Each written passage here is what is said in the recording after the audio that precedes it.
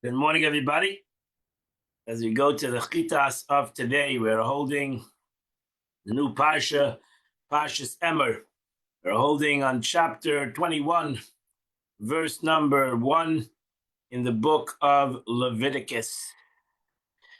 Ayem Hashem, Moshe and God said to Moshe, Akanim b'nei Aaron, tell the Kehanim, the sons of Aaron, you should tell them, L'nefesh le'yitam ba'amav, that a kohen is not allowed to become impure to a not even to a regular Jew. Now she says, Emer v'amarta. Why does it say a double expression of saying in the pasuk? Importance of Jewish education to make sure that the adults teach the children. Bnei Aaron, the sons of Aaron, Yocha Chalalim. You might think that it's also those that are profane kehanim. So therefore it says, kehanim, they have to be kehanim, means that they are fit. They are not chalalim. Chalalim means that they come, children that come from a prohibited relation of a kohen. They're called chalalim. They're not kehanim. They're kehanim, but they're chalalim. Kehanim chalalim. Sons of a divorcee, etc. Bnei Aaron, but if Bnei Aaron means it's sons of Aaron, even if they're unfit to do the service, not chalalim, but they are handicapped, etc., old, whatever category, that they're not fit to do the service, but they still have a part. They still are, in this concept, they are not allowed to become impure. Bnei Aaron, the sons of Aaron, this is not a command on the daughters of Aaron. Lo yitam ba'amav. Now she says, this comes to tell you that this is when a person has somebody else take care of them. We have the law of a mace mitzvah. Mace mitzvah is if somebody is found dead and nobody's there to take care of him, then he's called a mace mitzvah. He's called a dead person that is a mitzvah. And therefore, anybody can take care of him. And the kohen, if he was there and nobody else was there to take care of him, the kohen should take care of him. In verse number 2, he's allowed to become impure to somebody who's close to him. The imay to his mother, la'aviv to his father, l'vnei to his son, l'levita is to his daughter, la'achiv, and to his brother. Where's his wife? So therefore Rashi says, l'she'eda is somebody who's close to him, that the Gemara says this means his wife, that he's allowed to become impure to his wife. He's allowed to become impure to a sister who is not married. Akarav Elav, who's close to him, that was never married. La Yitama, he's allowed to become Tomei to him, to her. Akareva, Rashi says, this comes to add Arusa, even if she's betrothed, she was not really married, totally married. She didn't consummate the marriage, she was betrothed. Then he's also not allowed to become, because Jewish law, betrothal is a marriage. In Torah law, that's what Rashi said. Lemishkav, that they had a relationship. La yitama mitzvah. It's a mitzvah. La yitama means it's a mitzvah to. When the Torah says that you can be tama to your mother, to your father, kohen, it's a mitzvah to be matama to them. That means he should be matama. He should go to the funeral. He should be part of it. La yitam ba'al, and my husband must not richly defile himself. For a wife who died amongst his people, if she causes if she caused him to demote, and as Ash will explain, means a husband, a kohen, must not richly defile himself for a forbidden wife, for whom he temporarily demoted, as long as he's with her, married to her. So let's say a kohen married a divorcee, as long as she's married to him, he's a chalal, he's an unfit kohen. And when if they get divorced, which in the Torah law they should get divorced, he becomes back promoted to be a kohen. So if, for example, she died in their marriage, so they're married. Technically, they're married. But the Torah says he's become a chalal. He's not allowed to profane himself to her. So even though he profaned it, he's a chalal, he's still a kohen.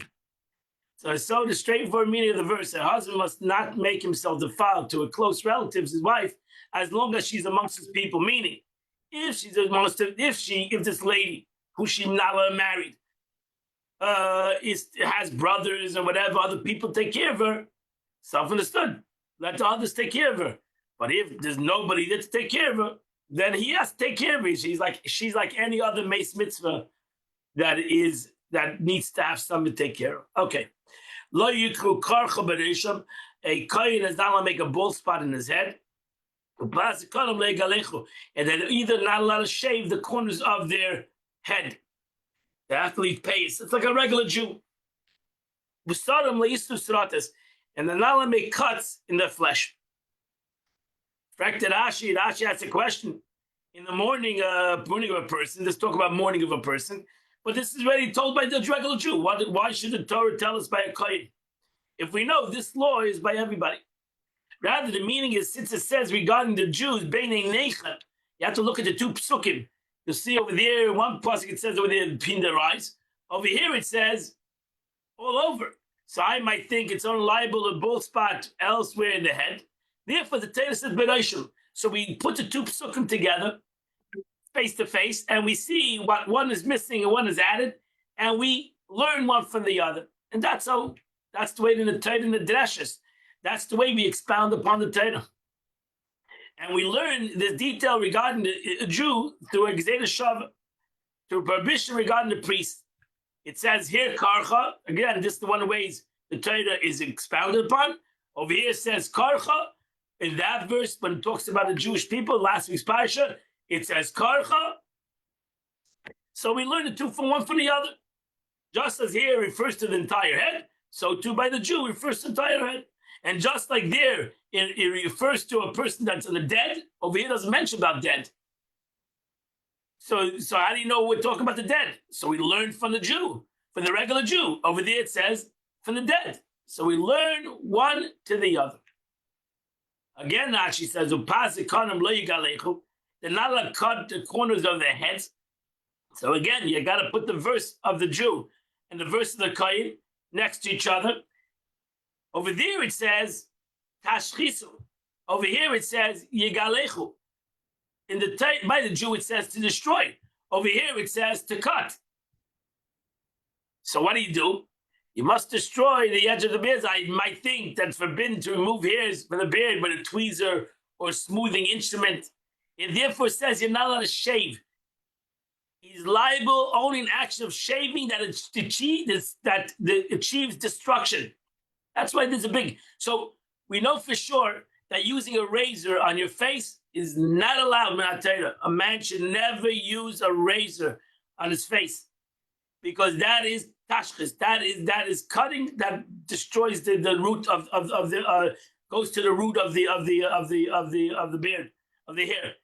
So that's why many Jews use electric razors, and a lot of rabbis feel the electric razor is not tashchis. You're not destroying the it's not like a razor. So therefore, that's what if you shave your beard, you should use an electric razor. You should not use a razor blade, because that is tashchis. That is, if you do a razor blade, you're doing a Torah prohibition. So don't do Torah prohibitions. Again, you may not cut your flesh. Again, we got to put the two verses face to face. And since it says regarding the Jew, instead of the nefesh, again, it says you're not allowed to cut your flesh to the soul, to a dead person. They used to cut their flesh for dead people. I might think it's made 5 cuts, you're liable only once. The Torah uses seratis. Over here, the Torah says plural. To teach us that in every cut, to indicate one is liable for each cut, which seratis is superfluous over here, and thus needed to be expounded, for it can be written used through, and it can come to tell us that you're responsible for every cut. He used to again tear their flesh in memory of the dead. Verse number 6, you should be holy to God. Don't profane the name of God. We're talking about the Kohen, because they are offering the offering of God, the holy people. Why are you Kodesh? They need to be holy. They're not like a regular Jew. They need to be holy. Therefore, till today, a Kohen is not allowed to go to a funeral. He's not allowed to go to a funeral. He's not allowed to purify himself. This is not something that God is asking them of a favor. They need to do this even against their will. And the court needs to enforce this to make sure Kehanim don't defile themselves. Verse number 7. Isha zayna v'chalala lo yikach. A kohen is not allowed to marry an unfaithful woman, is a zayna, and one who is a halala, somebody who's born from an illicit relationship. A kohen cannot marry such a girl, and she cannot marry a zayna. V'grusha me'isha, and a divorcee, a kohen is not allowed to marry a divorcee, even till today. Because he's holy to God. Now she says a zayna shnivel bils yisrael asula. A zayna in the Torah is not a harlot over here. A zayna is somebody who had a prohibited relationship. That means if she lived with a goy, she's a zayna. If she lived with a yid, she's not a zayna in Jewish law. If she lived with a goy, if she lived with somebody, mamzer, she's a zayna, even though she didn't get married to them.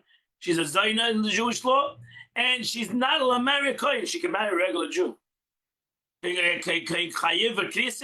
All those that have penalty of kares, like if she lived with her father, she lived with her brother, she had a relationship with her stepbrother, whatever. This is a prohibited relationship, and now she becomes prohibited to a kohen.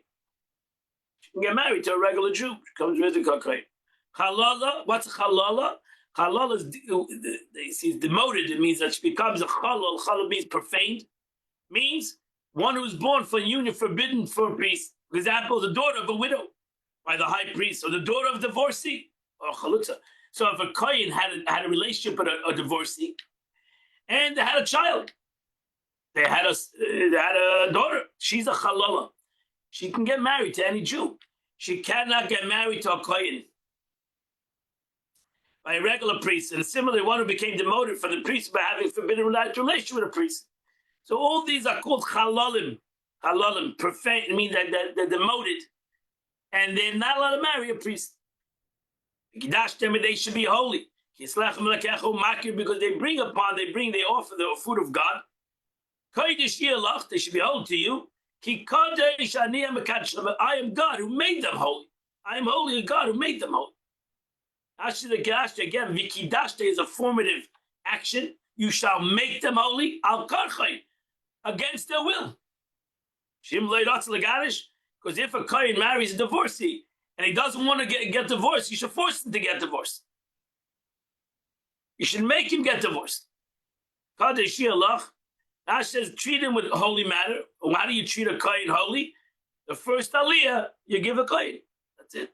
The first aliyah that you have in shul, you give a kohen. And you honor him. If you're having a meal, they are the ones who should be first to bless. So they are you have to show respect to a kohen. Verse number 9. If a daughter of a kohen, this is a special law concerning a daughter of a kohen that has a prohibited relationship.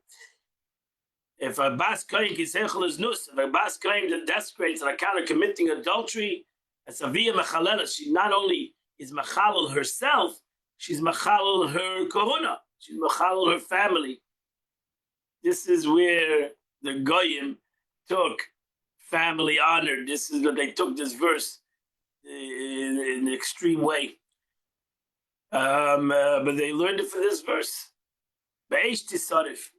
Now she says, whoever comes desecrate for privy relation, she's legally attached to her husband, and she had an affair, either after betrothal or full marriage. Our rabbi is different in this matter, but all agree that Torah is not speaking about unmarried women.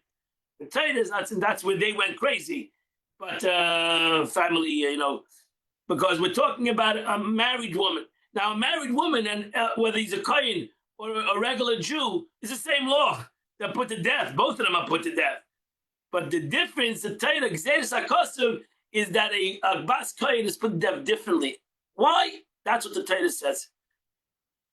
That she is burnt. A regular person, a noyef, an adulterer, an adulteress, are put to death by the sword.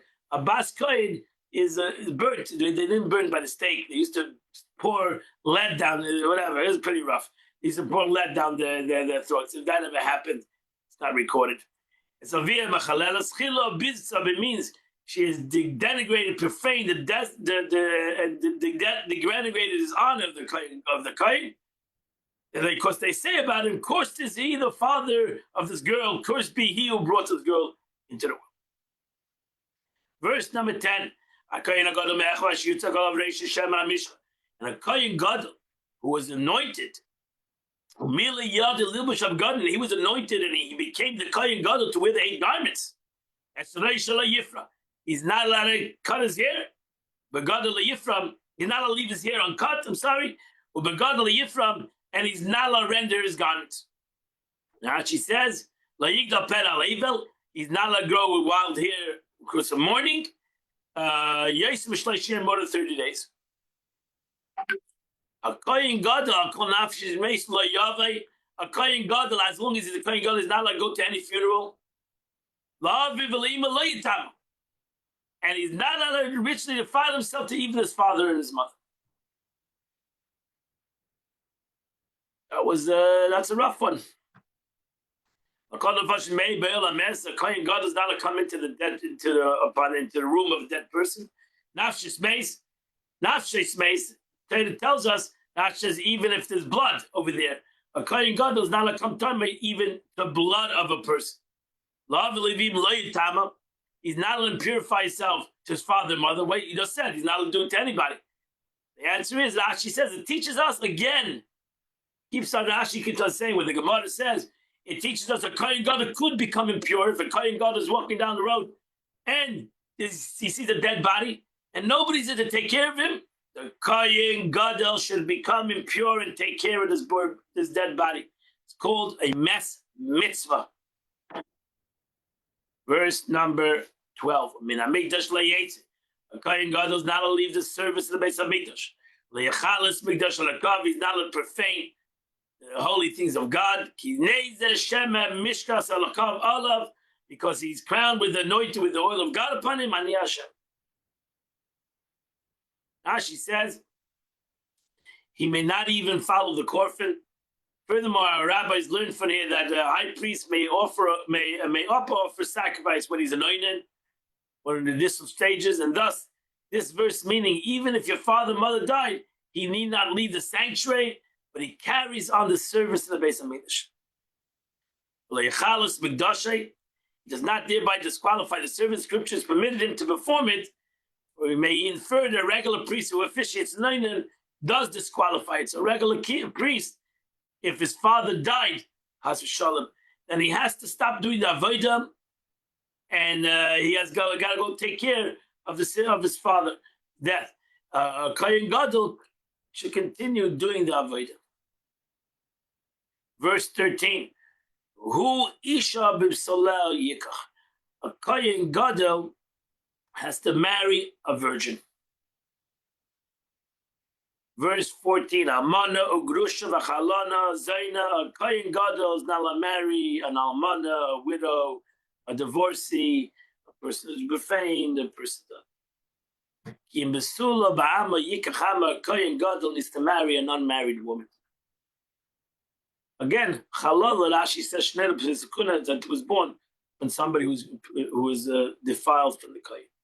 V'lechal Zari Ba'ama, Hashem HaKatshay, he must not cause the offerings to be demoted, the priest of amongst his people. I'm God assigned to him. Rashi says again, if he did marry, if a Kohen Gadol marries an almana, marries a grusha, so a Kohen Gadol, a regular Kohen can marry an almana, can't marry a grusha. A Kohen Gadol cannot marry even an almana, can't marry anybody but a person that was never married before. Because if he marries somebody like that, and the children that they have are called, what we said before, chalolim. They're called profaned, unfit kohanim. And that completes the Chumash for today. We now go to the famous chapter of Tanya, the 47th chapter of Tanya. The Alter Rebbe in the 46th chapter said, explain to us that that the Eivishter is like the analogy of a king that comes down and takes a simple guy out of the garbage, and that's what God did to us. He took us out of Mitzrayim. So he took us out of Mitzrayim. So the Jew might say, "What are you talking about? God took us out of Mitzrayim 3,000 years ago. Are we still talking about something that happened 3,000 years ago? What are we talking about? And even though we come every year on Pesach to remember Yetzias Mitzrayim, we're remembering something that happened 3,000 years ago. So therefore, the Alter Rebbe says a famous statement that we say in the Haggadah. And the Alter Rebbe adds something to it, as you'll see. Hine b'chol dor v'dor, in every generation. The Alter Rebbe adds these words, B'chol yoyim v'yoyim, every day. You don't see the Haggadah. You see every generation. You don't see every day. Every single day. A person has to regard himself.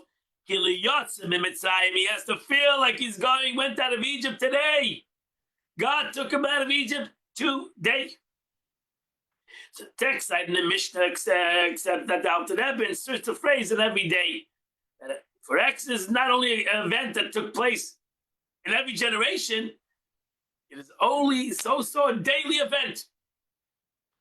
A daily event in the spiritual life of a Jew.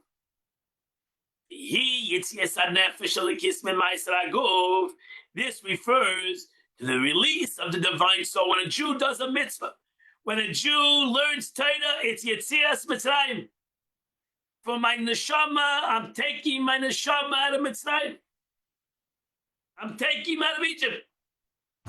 Mishchon v'chaviyah, which the Zohar calls the body a serpent skin. The body is a source of confinement for the divine soul, since it derives its life from Klippa. It is from this exile. Every day, right now, we're sitting and learning together. This is Yetzias Mitzrayim for my godly soul. I'm going out of Egypt. And the soul escapes. Because at this present moment, when the Neshama connects with the unity of God, and the Eisek through learning Torah right now, and doing a mitzvah. Especially when a Jew steps upon the yoke of heaven, when he says Davids, and he says Krishma, because then he puts upon himself the oneness of God. He says it openly. A Jew announces openly, Hashem Elokeinu, Hashem Echad, the Eibush is our God. God is one. I'm one with God. So he doesn't only, he proclaims it. He says it openly. And that's the verse you have to know.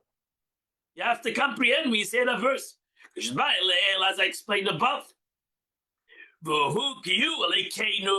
say Elokeinu. We grab God.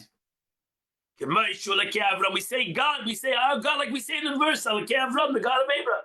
Because at that moment, I become totally nullified and one with the oneness of God. Blessed be. So Abraham's self-nullification and consequence union with God were so complete that he's called the God of Abraham. The God of Abraham. Through the performance of mitzvahs, the same way may it be said of every Jew. That God may be called our God. Elokeinu, you said it. Shema Yisrael Hashem Elokeinu. He's our God. The difference between me and Avram Avinu created this union in the way he lived his life. The way Avram Avinu traveled in life. Madrega from level to level. As it's written in the verse, Avram Avinu journeyed, going on and on. It says Hanegba to the south. He was traveling to Israel. Avram Avinu was commanded, Lech Lecha, go on a journey, and he went on this journey. Avram Avinu progressed from level to level until he reached Eretz the south, which alludes to the highest possible degree of love of God. Abraham then achieved the state as a result of his own labors. So Abraham, that's like Echad Avram. Avram was unique and above everybody else because he did it himself. He learned it from himself. He had nobody to teach it. He didn't have the Torah even. But what do we have? We have a schus. We go with the Torah. To us, it's a heritage. It's a gift. We're given a gift. The Eibishter gave us a Torah. He clothed himself in the Torah, his will and his wisdom. With this will and wisdom are united with the essence of God, in the ultimate of unity between him and between the mitzvah and the Kodesh Baruch. As if he gave himself to us. Again, you have to imagine. Alter Rebbe says in another place, when you take the tefillin, you're grabbing God. When you give the tzedakah, you're grabbing HaKadosh Baruch. You're grabbing, as Yisrael say, a beautiful word. The next line.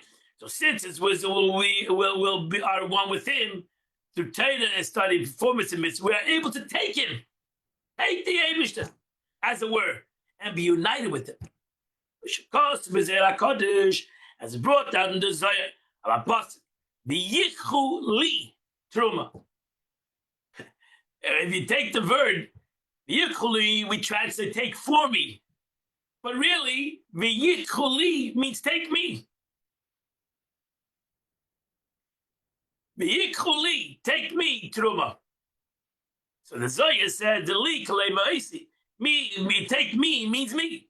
Thank God. Zohar interprets the word truma offering as referring to Torah in so much as it's composite of the word Torah. Truma is Torah, and the letter mem is 40.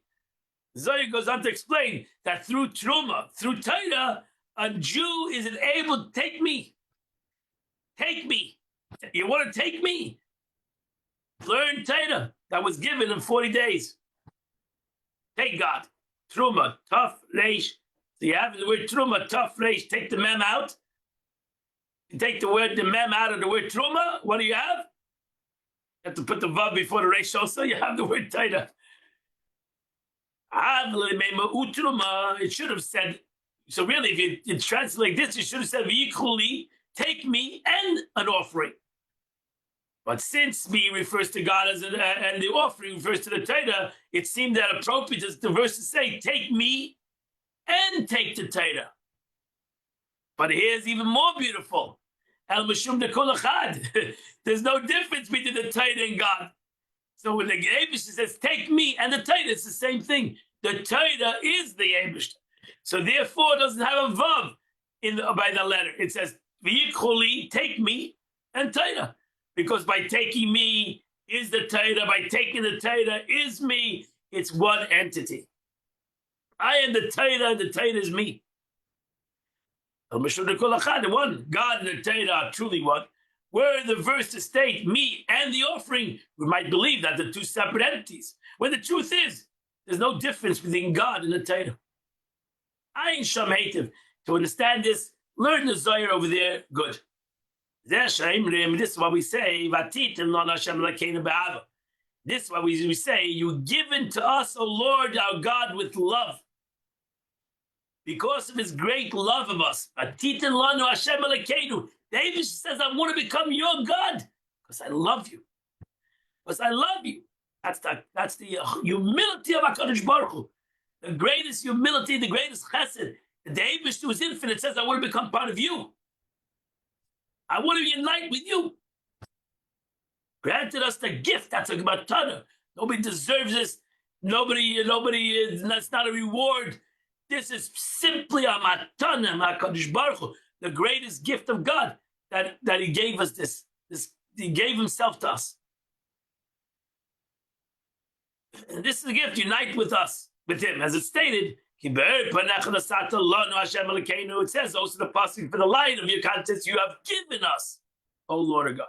Once again, stressing a gift that He has given us. He's our God. Since this unity with Him is a gift, and we have received that He's our God, it's not dependent on our spiritual service. It has nothing to do with us. It's without providence. It is within the providence of every Jew. If it was up to us, it's a reward. The one person's reward is not the same as another person's reward. A gift is equal to everybody. With this level achieved only through one spiritual service, it would be correct to say not everyone had reached the lofty levels of unity, whereby God becomes His God. Since, however, we are granted this level of inheritance as a gift, it applies to all Jews equally. whether you're righteous or wicked, God forbid. But a bequeath, a gift, has nothing to do with the status of the recipient. Should a person be rightfully heirs, he inherits no matter what his standing. Should he be a benefactor, decide to show his benevolence upon an individual, the individual is a valid recipient no matter how undeserving he is. Not with the wages which commence the one's toil. It's not a wage. It's not a reward. It's not a payment. This is a schos. This is a gift. At any rate, since his unity is equal, attainable by all Jews, therefore, there's nothing holding back a Jew connecting to God. Nothing. The only thing that's holding him back, the only thing that's holding him back is the human being's will. Will. Because if a person doesn't want to, he doesn't have to. Can't force a person to will something. The beauty of will is that the second I want it, the second he wants it, the second a Jew has a ratzin, a will, he accomplishes whatever he needs to accomplish. Very many says, Hashem Elokeinu, Hashem Echad. He says, Lord is our Lord is one. That second, that's it. That's why tshuva is in a second. Edified. Because tshuva is the will. Charata la'ava, the sadness of the past, and the acceptance of the future, it's a second. Doesn't take. There's a lot of levels of tshuva, but the simple concept of tshuva is a rotzin. A rotzin to connect to God takes a second. Because a second, a Jew says, I want to be part of godliness, he doesn't even know what it means. But even that statement, I want to be part of God, that statement and that will is accomplished. And it becomes one with HaKadosh Baruch Hu. And this rotzin, this will, and this connect is Yetzias Mitzrayim. And every Jew should do it. Every single Jew should do it. Spiritual counterpart of the Exodus, accepting the kingdom of heaven, to the reciting of the Shema. You can do it every day. Every day you say Shema. You can say a couple times Shema. And the soul is free. Frees itself in exile and confines of his body and become one with God. And that's why Yetzias Mitzrayim is mentioned in Krishma. The Shema, at the end of the Shema, we mention Yetzias Mitzrayim. What is Yetzias Mitzrayim with the Shema, the Gemara asks? It's the whole thing, because Krishma is Yetzias Mitzrayim. After mitzvah the Atzma, even though Yetzias Mitzrayim is a separate mitzvah, not connected to Shema. It is the Gemara. As the Gemara asked the question, why are you putting the third chapter in these three chapters? The third chapter deals with Yetzias Mitzrayim. What does it do with the rest of the chapters? And the Gemara is going backwards a verse. The Alter Rebbe says it's simple. It actually fits exactly. If according to this, it fits exactly. Yetzias Mitzrayim is redemption of the soul, and that's what happens exactly when a Jew says, I love God. When a Jew says, Hashem Elokeinu, Hashem Echad. And that's why at the end of the third portion of the Shema, we say, Ani Hashem Elokeichem. We say exactly what we said in the beginning of the Shema. We start the Shema, Hashem Elokeinu. We end the Shema, Ani Hashem Elokeichem. I am God, your God. And God came exactly what I said before. So the beauty of the Shema is that we want a rotzin to connect to God, and that is Yetzias Mitzrayim. That is going out of Egypt. We learned the entire chapter 47, and what a beautiful chapter it is. Today is the 13th day of the month, which in Tehillim is chapter 69 to 71. If you say those three chapters, you do the chitas of the day. The Rebbe writes on the Yom Yom. First of all, tomorrow is the 14th day of Iyar, so it is a Yotzi Tachton. It is Pesach Sheni, the second Pesach. The Alter Rebbe once said during those years that he would say, short Maimorim, know what is above you. Know that everything above in the supernal spheres, in the Parsuf, in the divine emanations and configurations, all derive from you. It is all dependent on you. A manservice. What a beautiful. My dear friends, first of all, I want to invite everybody to 10 o'clock. We'll learn some Tanya. We'll have to, 10 o'clock, come to the JEI or come to Chabad. I mean, come to JEI or come to the, come on Zoom. Also, very sorry, but I'm again going to be traveling. And Rabbi Kramer is going to do the Chitas at 9:15. I apologize, but Rabbi Kramer will do the Chitas at 9:15 a.m. for this week. I wish you a wonderful and beautiful day. And as it says, you shouldn't say goodbye to each other through learning Torah. What a beautiful way to say goodbye to you. See you, Mitchem, in the Chitas next week. And I wish you all a wonderful week in Chitas. Continue to learn. And I'll see you at 10 o'clock in Mitchem.